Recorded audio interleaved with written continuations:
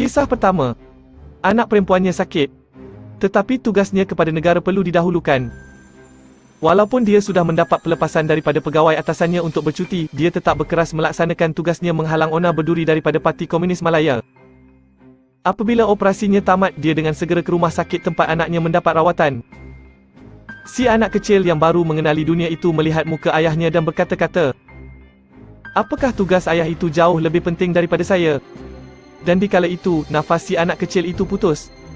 Begitulah kisah mendiang Tan Sri Yuen Yue Ling dan anak beliau. Kisah kedua.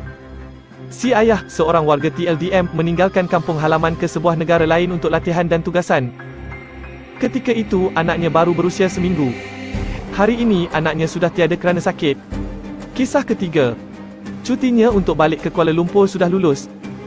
Isterinya menunggu di rumah sempena ulang tahun ke-23. Tetapi bilik operasi melaporkan terdapat pergerakan orang disyaki di sebuah kampung. Semua pegawai dan anggota diperlukan. Pada hari ulang tahun ke-23 itu, si isteri menghantar SMS kepada suaminya. Dan si anak yang belajar di Kairah menulis di Facebooknya sendiri, mengucapkan selamat ulang tahun kepada kedua orang tuanya dan mendoakan perkahwinan mereka kekal sepanjang hayat. Malam sebelum itu, SP Ibrahim Lebar sudah pun menghembuskan nafas terakhirnya akibat ditembak pengganas Sulu.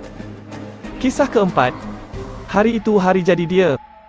Tapi tiada istilah cuti hari jadi dalam perkhidmatan. Apapun, anak dan isterinya sudah tentu menyediakan kek hari jadinya di rumah. Dikala dia memacukan pesawat Beechcraft King ke udara, apa yang tidak diingini berlaku. Pesawat hilang kawalan dan terhempas. Tiada istilah tiada kematian pada hari jadi. Mendiang meja Kayambu terkorban pada hari lahirnya. Kisah kelima. Keadaan di Kairah makin tidak stabil. Ramai rakyat Malaysia yang belajar di situ terperangkap. Maka ops piramid dilancarkan. Pesawat C-130 Charlie TUDM digerakkan ke Kairah. Ketika di Mesir, salah seorang anggota TUDM mendapat berita anaknya meninggal dunia akibat kemalangan di Malaysia.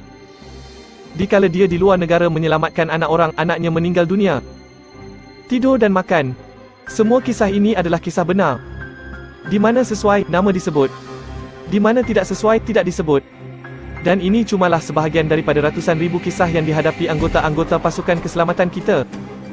Jadi, adakah mereka cuma tidur dan makan? Ingat, keamanan yang kita kecapi bukannya percuma.